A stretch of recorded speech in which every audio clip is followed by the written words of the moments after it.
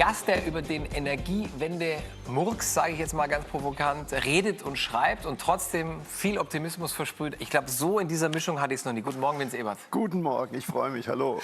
Lichtblick statt Blackout, um das Kind gleich mal beim Namen zu nennen, so heißt das Buch, um das es geht. Die Frage, die sich jetzt natürlich gerade alle stellen, ist, Lichtblick statt Blackout. Woher kommt das Licht und was kostet der Strom für den Lichtblick? Also im Buch geht es tatsächlich darum, dass ich versuche, die letzten 15 Jahre so ein bisschen aufzuarbeiten. Und da ist meine Analyse, ich bin ja eigentlich diplomierter Physiker, dass wir das Wunschdenken und Realität so ein bisschen auseinandergeklafft sind. Also wir träumen von Energiewenden, wir träumen davon, die Globaltemperatur stabil zu halten und kriegen dann mal einen simplen Flughafen gebaut. Also da ist einiges im Argen und das Buch ist ein bisschen so ein Weckruf beim Weltverbessern neu zu denken und mehr Rationalität, mehr Pragmatismus und weniger Naivität. Kriegen wir denn, wir haben 90 Minuten Zeit, Vince, kriegen wir denn in diesen 90 Minuten im Ansatz eine Lösung für dieses verhältnismäßig komplexe Problem präsentiert von dir? Auf jeden Fall, ich bin mir ganz, ganz sicher. Und trotz der ganzen Schwere bei dieser Thematik werden wir auch drüber lachen können. Auf jeden Fall. Also ich habe sogar gleich am Anfang einen Energiespartipp. Nämlich? Ja. Waschlapper? Nee, ich bin nämlich aus Schwaben. also ein Deckenventilator zum Beispiel verbraucht viel weniger Strom, wenn man vor dem Betrieb die Flügel abschraubt. Also nur mal so einen kleinen Tipp. Das ist nicht dein Ernst? Doch, wirklich. Wenn Hammer. ich beim Deckenventilator die Flügel abstaube, verbraucht er weniger? Abschraube. Abschraube. Ach so. Ja. Genau. Der erste Gag ist schon gleich in die Hose gegangen. Ich habe das entscheidende Wort nicht verstanden. Aber Vince, wirst du denn jetzt, der Winter naht? Ich bin heute Morgen mit Fahrrad in die Arbeit gefahren und da war es schon echt frisch. Ich glaube 4-5 Grad hatte ich auf dem Rad. Wirst du diesen Winter sparen und frieren oder wirst du sagen, ist mir alles egal, die Kohle zum Fenster raushauen? Ich schreibe ja schon im Buch sehr viel und mache mich so ein bisschen über diese Nachhaltigkeitsbewegung lustig. Ironischerweise lebe ich persönlich ja sehr, sehr nachhaltig. Also ich lebe in Wien zusammen mit meiner Frau in einer 41 Quadratmeter großen Wohnung. Wir haben uns entschieden, praktisch zu sparen, weniger aus Weltanschauung, sondern einfach so ein bisschen das Marie Kondo-Prinzip, alles weg, was einen belastet. Und insofern haben wir gar nicht die Möglichkeit, so viel Energie zu verbrauchen mit 41 Quadratmetern. Das wird ein spannender Vormittag. Vince Ebert, ich freue mich, dass du da bist. Wenn Sie Fragen an den Mann haben, sehr gerne unter vollekanne@zdf.de oder Sie kommentieren auf der Volle Kanne Facebook-Seite. Zu unserem Top-Thema und dem wirkt. Vince Ebert, werden denn E-Scooter ein Teil der Lösung oder ein Teil des Problems sein in eine klimafreundlichere Zukunft? Komplexes Thema. Ich schreibe ja auch im Buch sehr viel darüber. Und natürlich bin ich jetzt nicht per se gegen E-Mobilität. Das ist ja ein Quatsch. Also es muss irgendwie ein ausgewogenes Verhältnis sein. Aber ich mache im Buch zum Beispiel auch diese Rechnung auf, wenn man sich vorstellt, vor 100 Jahren hätte sich nicht der Verbrenner durchgesetzt, sondern das Elektroauto. Das ist eine Erfindung, die gab es vor 100 Jahren schon mal. Und es würden hier 47 Millionen Elektroautos in Deutschland rumfahren. Dann hätten wir wahrscheinlich exakt dieselben Themen und Diskussionen über Ressourcenverschwendung, über seltene Erden. Eben nur andere Ressourcen. Nur eben andere Ressourcen. Das heißt also, der Umstieg auf Elektromobilität löst weder das Ressourcenproblem noch in letzter Konsequenz das Klimaproblem. Aber glaubst du nicht, dass sich dieses Ressourcenproblem vielleicht eher in Luft aufgelöst hätte, weil man einfach technologisch weitergedacht hätte irgendwann mal? Das hat man ja bei den Verbrennern auch. Die wurden ja immer sparsamer, die wurden immer... Also das ist ja auch der große Impuls im Buch, dass ich sage, wir brauchen mehr Technologieoffenheit, weil Technologien waren schon immer, oder Menschen waren schon immer kreativ und klug und haben kluge Lösungen entwickelt. Also wenn man sich überlegt, zum Beispiel war im 19. Jahrhundert Waltran das ein ganz, ganz wichtiger Stoff für, um Kerzen herzustellen. Um Kerzen herzustellen, Schmiermittel. Deswegen wurden im 19. Jahrhundert Pottwale gejagt bis an die Grenze. Und dann hat irgendwann mal ein cleverer Typ aus Schieferöl Petroleum hergestellt. Und über Nacht war praktisch Waltran unnötig. Überflüssig. Das heißt, der Walbestand hat sich erholt, weil eben ein cleverer Typ einen Rohstoff praktisch neu erfunden hat. Und ich glaube, ich schreibe auch im Buch, die Steinzeit ist nicht zu Ende gegangen, weil es plötzlich keine Steine mehr gab. Uns wird schon was Interessantes und Gutes einfallen. Lass uns jetzt mal, Vince, an deiner Lieblingsbeschäftigung teilhaben, nämlich auf einer Bühne stehen, Wissenschaft und Unterhaltung zusammenbringen. Ich glaube, Herr Vince, wir Deutschen sind schon recht zäh. Uns machen Schrammen nichts aus. Ich glaube aber, dass den Leuten momentan in diesem Land nicht ganz klar ist, wo sie sich die Schrammen eigentlich holen sollen. Ja. Also, ich meine, derzeit zur Heizperiode redet ja jeder über den Energiemangel und das Land ist schon in so einer sehr starken Depression. Das ist eine große Unsicherheit. Ich finde halt, dass wir uns, jeder redet jetzt über die Ukraine-Krise, dass das der Auslöser war, aber ich glaube, es war eher der Katalysator. Wir haben seit Jahren irgendwie energiepolitisch so ein bisschen so einen Tunnelblick gefahren. Ja, ich habe heute Morgen ein Interview mit dem Henkel-Chef gehört, der hat gesagt, wir hatten letztes Jahr schon doppelt so hohe Gaspreise für die Produktion als in den Jahren Also zuvor. vor der Ukraine-Krise waren die Energiepreise in Deutschland am höchsten. Und es ist letztendlich, ich muss es leider so sagen, es ist der Energiewende geschuldet. Also die Rechnung ist einfach. Wenn wir Kernkraftwerke abschalten, dann müssen wir in wind- und sonnenarmen Phasen Kohlekraftwerke unter Volllast laufen lassen. Oder bei den Nachbarn teuer einkaufen. Genau, oder teuer einkaufen. Wenn wir beides nicht wollen, brauchen wir Gaskraftwerke, das ja auch gerade schwierig ist. Das heißt also, dadurch entsteht der hohe Energiepreis. Ich habe es mal als Humorist im Buch auch salopp formuliert. Wir sind also mit unserem Atom- und Kohleausstieg vom Dach gesprungen und hoffen, bis zum Aufschlag fliegen zu lernen. Und das kann irgendwie schwer funktionieren. Jetzt haben ja die Franzosen gerade mit ihren Kraftwerken erhebliche Probleme. Zum einen muss da gewartet werden. Ja. Das ist nun mal so bei Atomkraftwerken. Das sind ja auch nicht die jüngsten. Zum anderen hatten die aber durch diesen heißen Dürresommer auch das Problem, die konnten ihre Kraftwerke nicht wirklich kühlen und mussten sie deshalb auf niedrigstem Niveau laufen lassen. Ja. Das Problem würde uns doch auch blühen, theoretisch, wenn der Rhein wieder kein Wasser führt, etc. Ja. Also, jein. Die Franzosen, die haben sich es ein bisschen einfach gemacht. Die haben gesagt, wir bauen halt einfach Kernkraftwerke oder viele einfach an den Fluss und holen uns das Kühlwasser vom Fluss. In Deutschland haben Kernkraftwerke sehr oft einen Kühlturm. Und man kühlt quasi mit dem Wasser aus dem Kühlturm. Man kann sogar sogenannte Trockenkühltürme installieren. Also man kann ein Kernkraftwerk in der Wüste bauen mit einem Trockenkühlturm. Das hat einen Wasserkreislauf, da füllst du einmal Wasser rein und dann kühlt das Ding. Das heißt also, dieses Argument, dass durch die Flussläufe, die jetzt versiegt sind, keine Kernkraftwerke betrieben werden können. Man muss halt einfach andere Kernkraftwerke bauen. Es gibt die Technologie dazu, das auch ohne einen Fluss... eine Technologie, das habe ich in deinem Buch gelesen, die wir hatten, aber dann nach Kanada weitergereicht haben. Großes Thema, die Kernenergie. Man kann, um das jetzt mal ganz klar zu sagen, man kann natürlich gegen Kernenergie sein und es gibt auch Gründe, dagegen zu sein. Tschernobyl, aber, Fukushima. Wie ich im Buch schreibe, es gibt eben auch viele gute Gründe. Also der Weltklimarat zum Beispiel hat vor ein paar Jahren Kernenergie als ein ganz wichtiger Baustein gesehen, klimaneutralen Strom zu produzieren gegen Klimawandel. Die finnischen Grünen präferieren inzwischen Kernenergie, weil sie sagen, dadurch können wir CO2-Emissionen sparen.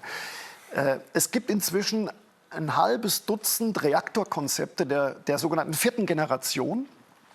Auch dieser deutsche Reaktor, der Dual-Fluid-Reaktor. Genau, Dual-Fluid heißt das Ding. Dual-Fluid-Reaktor.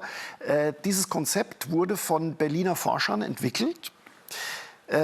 Das ist ein neuer Reaktortyp, der würde alle Bedenken der Kernenergiegegner eigentlich atomisieren. Kernschmelzen wäre nicht möglich, der würde mit Atommüll betrieben werden können. Also das heißt, es würde nichts übrig bleiben, was man entsorgen müsste? Und die Endprodukte würden so wenig strahlen, dass eigentlich kein Endlager mehr wirklich wäre. Das heißt, eine fantastische Technologie, die da auf uns zukommt.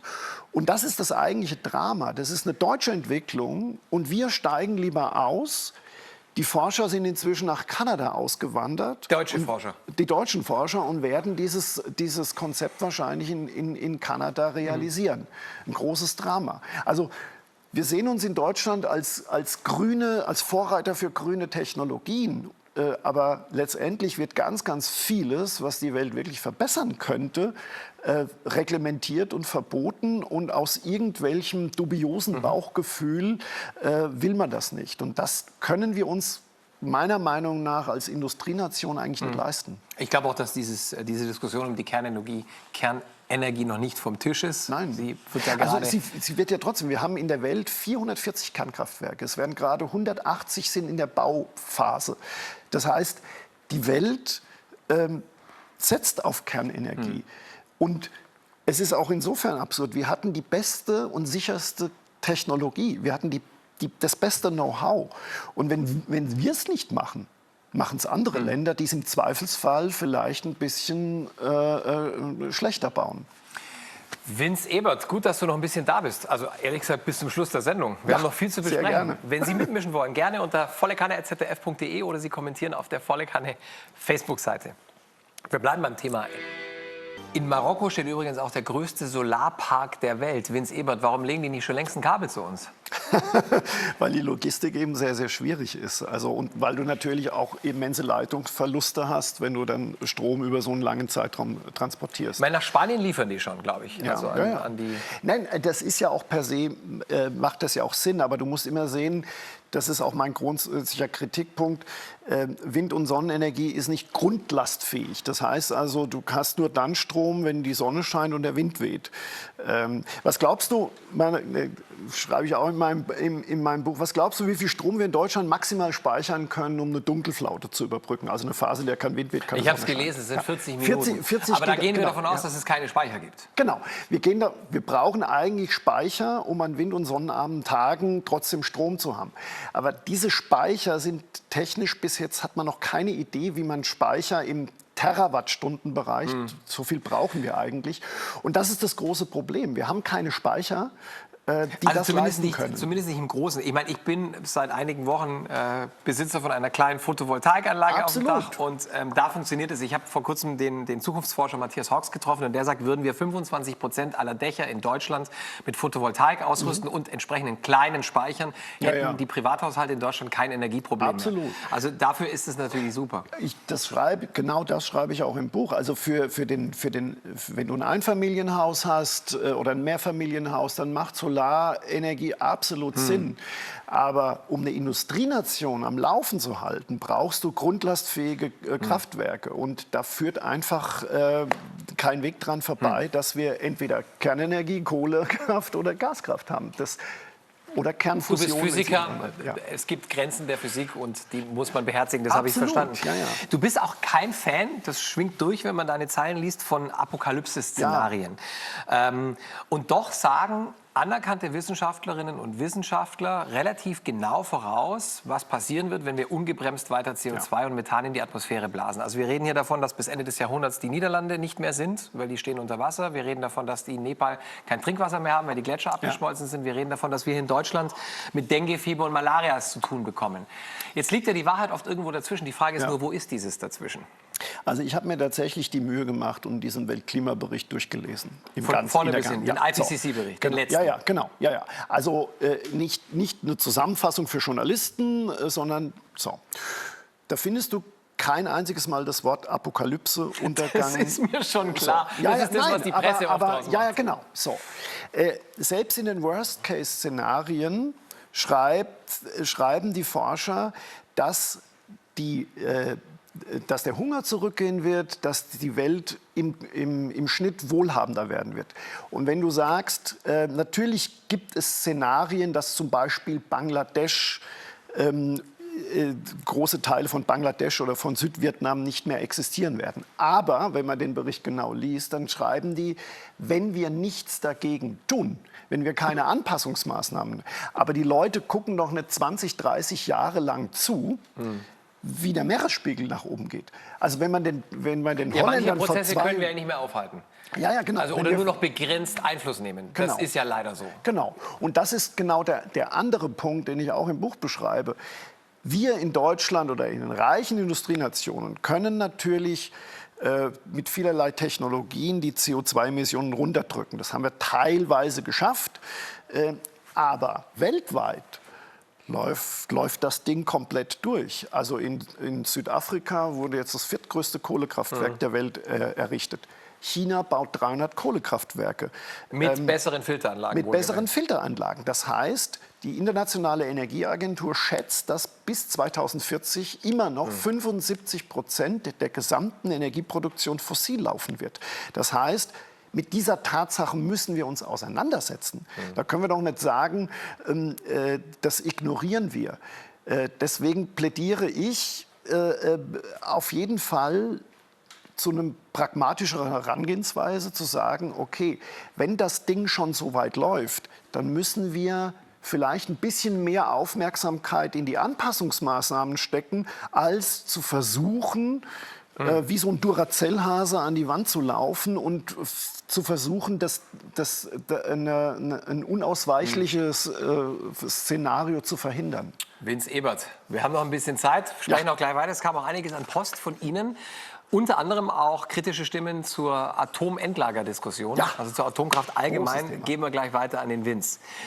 Wenn Sie geteilt haben, Vince Ebert, unser Gespräch heute führt zu vielen Diskussionen im Netz und auf Facebook, in den sozialen Netzwerken. Absolut. Ja. Wir haben natürlich einige kritische Stimmen, unter anderem von Ann-Kathrin Gödde, von Christine Brändle und auch von Verena Post, die sagen, okay, wohin mit dem Atommüll? Die Verena schreibt, sie grüßt aus dem Wendland in der Nähe von Gorleben. Sie hätte ein paar Kastoren hier zur Abgabe, ob du sie nicht übernehmen könntest. Würde ich sofort, wenn ich Geld dafür bekäme, zu mir in den Keller stellen. Also wirklich nur in den Keller? Ja, ohne Zink drumherum oder so? Also, was natürlich, macht man drumherum? Also um das jetzt mal so, das war jetzt ein bisschen flapsig gesagt, aber natürlich ist Atommüll ein Problem. Aber es ist technisch inzwischen absolut lösbar. Es ist politisch nicht gewollt. Also ich mache im Buch auch so eine Rechnung auf. Wir haben in Deutschland, also erstmal, Atommüll hat ungefähr die Giftigkeit, wenn das frisch rauskommt aus dem Kernkraftwerk, ungefähr die Giftigkeit von starken chemischen Stoffen, wie zum Beispiel Arsen. Für diese Stoffe gibt es in Deutschland ein Endlager, für diese chemischen Stoffe. In Herfra-Neurode lagern 2,7 Millionen Tonnen giftige Endstoffe. Das ist das größte chemische Endlager der Welt. Damit hat die Politik überhaupt kein Problem. Beim Atommüll reden wir von einer Größenordnung 15.000 Tonnen. Das ist ungefähr eine Größenordnung, ein Würfel, der mit einer Kantenlänge von 15 Metern. Das heißt, also diese Abwägung von Risiken ist bei chemischen Endstoffen okay und bei Atommüll ist es fürchterlich. Und das macht eigentlich auf einer Risikobewertung wenig Sinn. Vielleicht, weil das eine strahlt und das andere kann theoretisch nur versickern? Ja, aber im Gegensatz zu chemischen Endstoffen wird ja die Strahlung weniger. Also nach etwa 500 Jahren... Ach so, nur? Ja, naja, aber es wird ja immer von Millionen gesagt. Aber nach etwa 500 Jahren ist diese ganz, ganz durchdringende Gammastrahlung eigentlich fast weg. Und dann hat der Atommüll ungefähr die Gefährlichkeit von natürlich vorkommendem Uran. Okay. Also, ich bin kein Experte. Genau, und dazu kommt eben auch noch, dass wir eben mit den neuen Reaktortypen, die können mit Atommüll betrieben werden. Das heißt also, wahrscheinlich haben wir in 20, 30 Jahren sowieso Kernreaktoren, wo wir diesen Atommüll nehmen, wieder neu verwenden. Und dann hast du überhaupt kein Endlagerproblem mehr. Also ich sage nicht, dass das irgendwie ungefährlich ist, aber wir reden immer von technischem Fortschritt, von technischem Wandel. Und mir fehlt einfach dieser Optimismus, dass man sagt, wir werden das technisch weiterhin und immer weiter in den Griff zu bekommen. Stattdessen steigen wir aus allem aus, obwohl es der Rest der Welt sowieso macht. Also Vince Ebert, das lassen wir jetzt mal so stehen. Und wir begleiten dich gerne. Marina Wenck. Die Skandinavier, Vince, machen ja zumindest mutmaßlich einen hervorragenden Job in Sachen Klimaschutz und Umweltschutz allgemein. Ist das auch nur ein Mythos, den du schonungslos aufklärst, oder stimmt das wirklich? Nein, nein, die haben da zu diesem Thema einen wesentlich pragmatischeren Zugang. Also ich habe es ja eingangs gesagt, die finnischen Grünen haben mittlerweile gesagt, Kernenergie ist ein wichtiger Baustein für uns. Es gibt überhaupt viele andere Länder, die dieses Thema wesentlich technologieoffener angehen. Die Kanadier, die Amerikaner, selbst die Chinesen investieren ja auch sehr, sehr viel Geld in grüne Technologien, aber gleichzeitig natürlich auch in Kernforschung.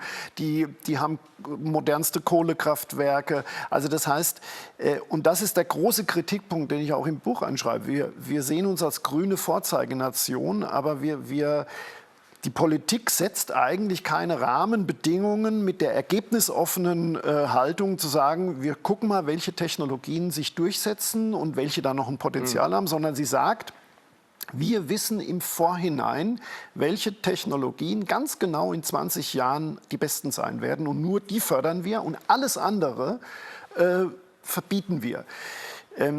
Insofern ist das Buch auch so ein Appell zur Technologieoffenheit. Wir müssen an emissionsarmen Treibstoffen forschen. Wir verbieten den Verbrenner, aber stell dir mal vor, in 5 Jahren gibt es ein Start-up in Amerika, die produzieren emissionsarme Treibstoffe aus einem 3D-Drucker. Dann wäre das Verbrennerverbot vollkommener Schwachsinn. Aber das heißt ja dann nicht, dass man es nicht nochmal umgehen könnte. Ja, aber jetzt wird es so sein, dass die Automobilindustrie sagt, es macht für uns überhaupt keinen Sinn mehr, in Verbrennertechnologie zu investieren. Es macht auch keinen Sinn mehr, in emissionsarme Treibstoffe zu investieren, in die Forschung, weil die EU sowieso den Verbrenner verbieten will. Das ist vollkommener Schwachsinn. Vince, du isst jetzt bitte endlich dieses Rührei, das wir extra für dich gemacht haben. Ich rede mich da immer jetzt so in Rage, es tut mir leid. Wir gucken uns die Promis an und dann sind wir zum Finale zurück. Volle Kanne was am Donnerstag. Unser Gast macht mir heute total kirre. Jetzt verwechsel ich schon die Wochentage. Wir haben natürlich Mittwoch heute und nicht Donnerstag. Ich bitte zu entschuldigen. Vince, ganz kurz zum Schluss. Der Herbert sagt, Wasserstoff in Grün ist doch die Lösung. Klar, man hat einen Wirkungsverlust durch den Transport und die Herstellung. Aber wenn man ihn grün herstellen kann, zum Beispiel wie in Ländern in Marokko, ist doch top, oder nicht? Ja, es gibt natürlich elektrochemische Grenzen. Also die Umwandlungskette ist natürlich sehr ineffizient und das lässt sich durch gute Technologie auch nicht ganz verhindern. Aber es ist sicherlich eine Technologie, die sich noch entwickeln wird. Und dafür werbe ich ja auch im Buch. Ich biete keine schlüsselfertigen Lösungen an, sondern sage, wir müssen in allen Technologiefeldern offen und vor allem werbe ich in Lichtblick statt Blackout für eine offene Debatte. Wir müssen uns wieder hinsetzen und miteinander reden und den anderen nicht sofort moralisch abkanzeln, wenn er eine Idee hat, die uns nicht in den Kram passt.